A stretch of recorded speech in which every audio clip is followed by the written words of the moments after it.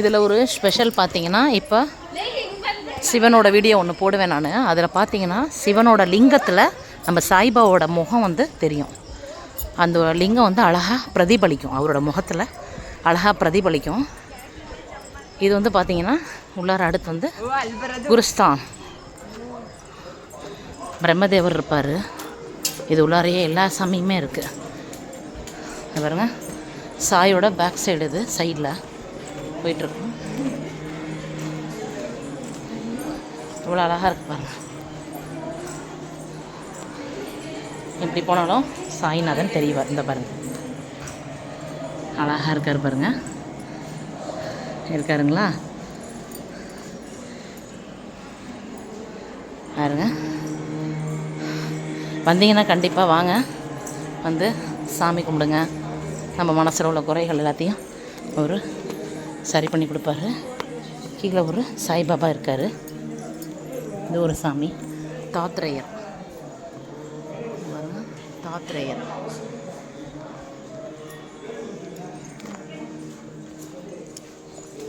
கண்ணாடியில் நம்ம சாய் தெரிகிறார் பாருங்க.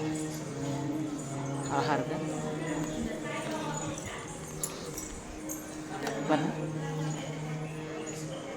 பிரம்மதேவர் மாதிரி இவர் தாத்ரேயர். தாத்ரேயர் இவர் தான் பாருங்கள். அவ்வளோ அழகாக இருக்குது.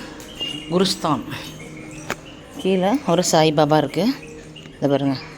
அதாவது இதோட ஸ்டோரி என்னென்னா, அதாவது பாறைங்க, 2 பாறைங்க இருக்குது. அதுக்கு இடையிலேருந்து இந்த மரம் வந்ததுனால சாய் நினச்சி அவங்க வந்து தரிசனம் பண்ணுறாங்க. அந்த கற்கள்லேருந்து அந்த மரம் வந்ததை, இந்த மரம் ரொம்ப விசேஷம் அப்படிங்கிறாங்க. இதில் சாய்நாதர் உட்காந்துருக்கார், சாய் பகவான் இருக்கார் பாருங்கள். இது இப்படியே போனோம்னா இந்த வழி வந்துடும். கீழே போகிறோம் நம்ம. இப்போ நம்ம வாழ்க்கையில் எவ்வளோ கஷ்டங்கள் இருந்தாலும் நம்ம கோயிலுக்கு போனோம்னா நம்ம மனசு ரொம்ப நிம்மதியாக இருக்கும் இல்லையா? அதை தான் நான் செஞ்சிகிட்ருக்கேன். பார்ப்போம், நீங்களும் கடைப்பிடிங்க. இதுதான் அன்னதானத்துக்கு போகிற இடம், வழி. அதை பாருங்கள், இதுதான். சரிங்களா? Okay, thank you. நம்ம சேனல் பிடிச்சிருந்தா சப்ஸ்கிரைப் பண்ணுங்கள், லைக் பண்ணுங்கள். தேங்க்யூ.